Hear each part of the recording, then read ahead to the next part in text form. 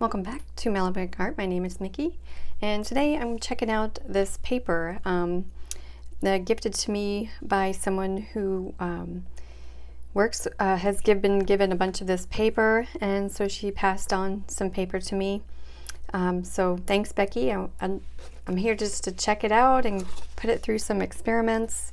I've done just a quick landscape sketch. First of all, it's Hahnemühle 5 sheets, 30 by 23 inches, 600 GSM, 100% rag cotton, archival, acid-free, fine grain. So you see here, it's got a little bit more rough on one side than the other. I'm not sure if you can see that, but I'm going to tap here. Anyway, it's really nice paper, and very thick. Definitely feels like cotton. You can feel it in the paper. So I'm going to put it through a little bit of experiment here. On this side, I'm going to do wet and wet, wet and add a little water. This is going to be wet on dry. This is going to be water on dry. This is going to be lift on wet, and then mix in this little section.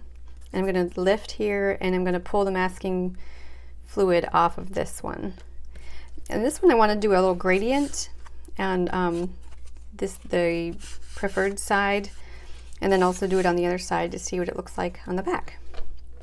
So let's get started. So I have a little palette of Daniel Smith's watercolors here, and I have quinacridone gold on the dry side already layered, and I've already used masking fluid. And for the masking fluid I'm using, it's Incredible White Mask Liquid Frisket by Graphics. And I put it in this fine liner applicator. It works great that way. Let's see. I got this tip from another YouTuber. Her YouTube channel's Shelly Studios. And I'll put links to hers and also Becky's below. Becky has an Instagram and I believe a website too. So what will go nicely with the quinacridone gold? This is Quin Gold by Daniel Smith. So I'm trying to think of which one should I layer on top of there. So I think I'll go with Quin Rose. It's pretty staining. It'll be good for a lift test. So this will be okay. So this one will be wet and wet. So I'm just going to wet this one. And this one is add water after.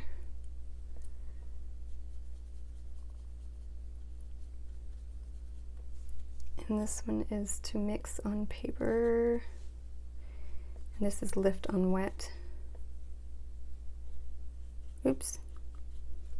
So we're already seeing some wet and wet here. So here's wet and wet. And this is add water droplets. And this is to lift. So you can lift quite a bit.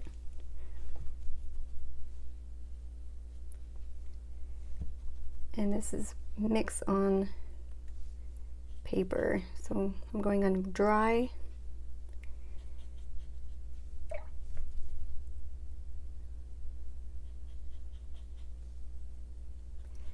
And when this dries, we'll kind of see what results. So this is wet paint on dry, like a glaze.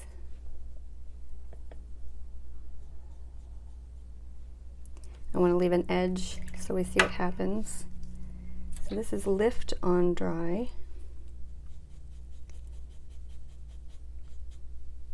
And this Quin Gold, I believe, is pretty staining, so you're getting a little bit. And this is Water on Dry. Put 6 dots. And now let's see what masking fluid will do when you take off masking fluid. Will it rip the paper?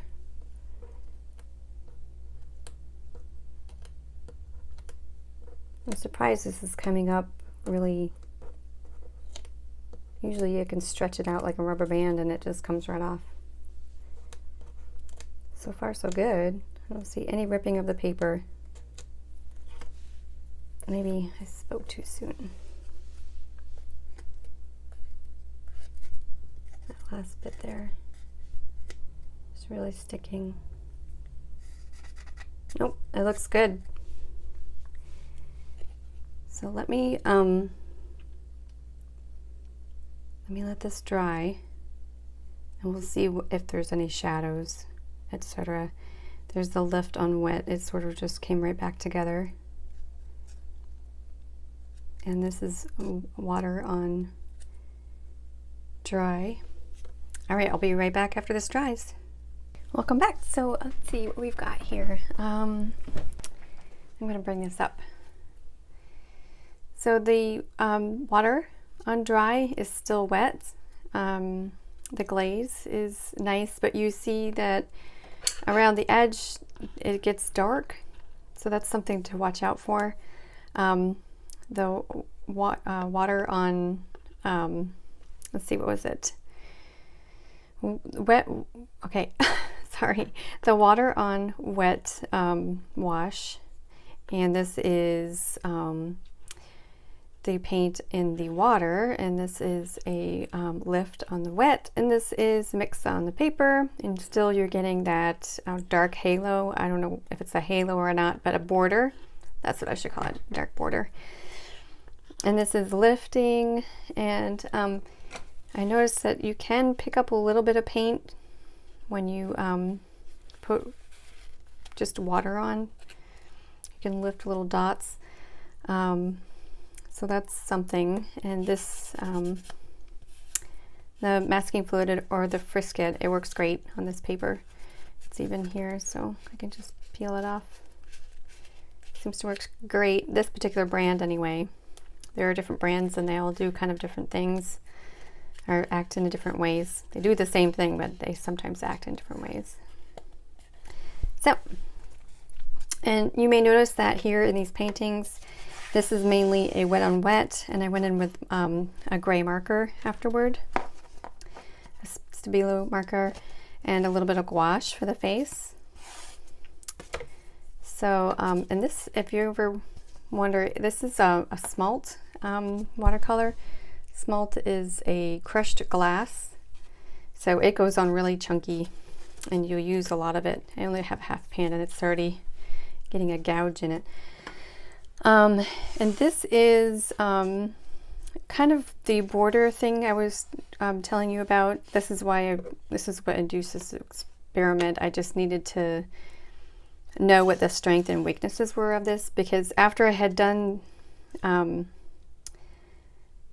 this, I had gone in with more water and then, you know, created more effect with the water, but then it started making this edge here. So I went in with just a wet brush, and then I tried to get the edges to soften, and it didn't really work. I mean, you can do that, but then it sort of still dries to a hard border. And then I added more down here, and it did the same thing. So it can either work for you having this effect, or it can work against you here when it really needs to be kind of blended in. But I guess it came out okay, just for an experiment. So here is a gradient wash. This is the correct side. Let me make sure I'm focused here. So this is the Quin Rose on this side. very strong color. I'm gonna kitty here and there, I think. And this is the Queen Gold.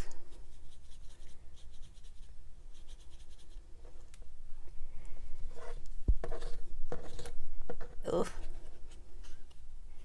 So it seems to be doing really well for gradients. I'm going to flip it over and do that for the side. And this is considered the back, and it's already kind of repels the water a little bit, doesn't really soak it up as much, so that paint stays right on top and really bold.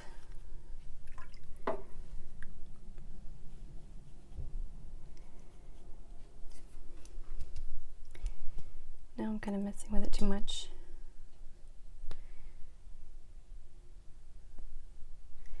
So it is probably best to use it on the correct side. But you can still use the back. So if you have something like this that you, I don't know, for me, this is not something extremely important. Actually, I can actually go on the back and use it. And it seems as though the colors will be even more vibrant.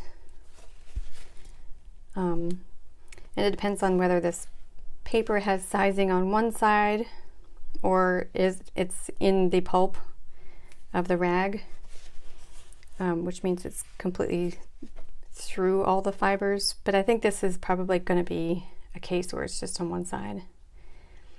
So, well, thanks for joining me for this experiment. It's good to test your paper if it's new to you, and you go in like I did, and you're finding that you should have had done a little experiment ahead of time.